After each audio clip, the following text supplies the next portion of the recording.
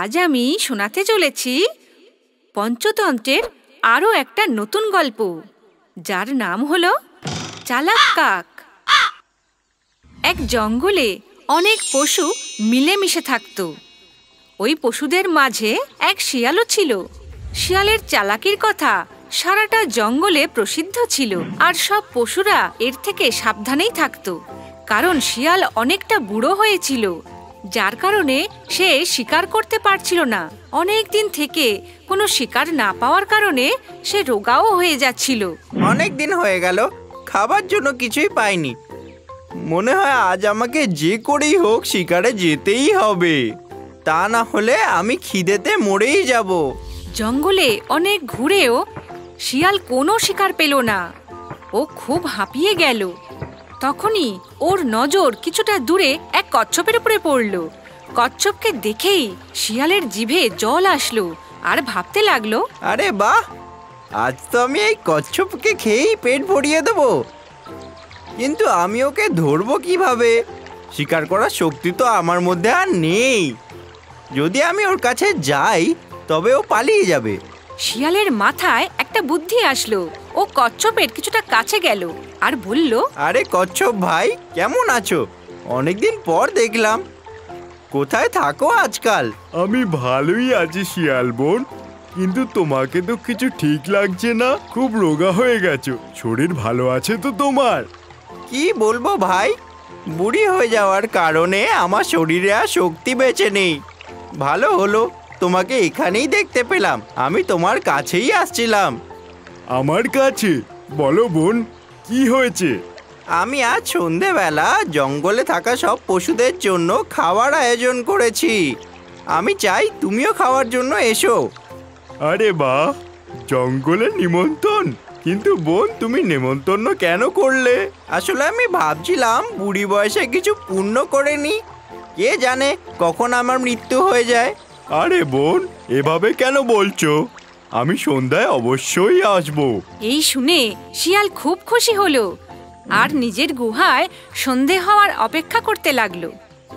কচ্ছপ নিমন্ত্রণে যাওয়ার আগে ওর বন্ধু কাকের কাছে গেল। কচ্ছপকে দেখেই কাক বলল, আরে বন্ধু, কি মনে করে আসলে? কচ্ছপ খুব খুশি হয়ে বলল, আজ সকালে আমার শিয়াল বোনের সাথে দেখা হয়েছে, আর ও আমাকে খাবার জন্য ওর বাড়িতে ডেকেছে। ও আমাকে বলছিল ও সবাইকে খাওয়ার জন্য নিমন্ত্রণ করেছে। তাই আমি ভাবলাম তোমার সাথে দেখা করে যাই। যদিও তোমাকে নিমন্ত্রণ করে থাকে, তবে তোমার সাথে একসাথে যেতাম। আমি তো কোনো নিমন্ত্রণ পাইনি। ও তাই নাকি? মনে হয় ও সবার সাথে দেখা করতে করতে হাঁপিয়ে গেছে। বুড়ি হয়েছে তো। চলো, কোনো ব্যাপার না, আমি একাই চলে যাব। আরে আরে, আমি তোমার সাথে পরে দেখা করব। কচ্ছপ কাকের কথা না শুনেই চলে গেল। আর কিছু সময় পর ও শিয়ালের গুহায় পৌঁছে গেল। আরে বোন, এখানে তো কাউকেই দেখতে পাচ্ছি না। তবে কি আমি তাড়াতাড়ি চলে এলাম? না কচ্ছপ ভাই, তুমি ঠিক সময়ে এসেছো। আমি এই সময় খাবার খাই। এই বলে শিয়াল কচ্ছপকে ওর পাঞ্জা দিয়ে চেপে ধরে। আরে বোন, তুমি তো আমাকে নিমন্ত্রণ করেছিলে। হ্যাঁ, কিন্তু খাবার জন্য তো কিছুই নেই। তার জন্য আমি তোমাকে খেয়ে আমার খিদে মেটাবো। কচ্ছপের খুব শক্ত ঢাল হওয়ার জন্য শিয়াল ওকে মারতে পারছিল না। এটা দেখে শিয়াল উদাস হয়ে গেল। কচ্ছপ ভাবতে পারছিল না যে ও কি করবে। ও তো শিয়ালের ওপরে বিশ্বাস করে শিয়ালের গুহায় এসেছিল। ও খুব ভয় পেয়ে যায়। তখনই কাক গুহার ভেতরে আসে আর শিয়ালকে বলে, শিয়াল বোন, তুমি ওকে এভাবে খেতে পারবে না। যদি তুমি ওকে খেতে চাও তবে ওকে কিছু সময়ের জন্য পুকুরে রেখে দাও, যার ফলে ওর ঢাল নরম হয়ে যাবে এবং তুমি ওকে সহজে খেতে পারবে। সেটা তো ঠিক আছে, কিন্তু তুমি আমাকে কেন সাহায্য করতে চাইছো? তার কারণ আমি অনেক দিন ধরে তাজা মাংস খাইনি। তোমার সাথে আমিও এই মাংস খেতে চাই। তোমারও লাভ আর আমারও লাভ। তুমি বুদ্ধিমান।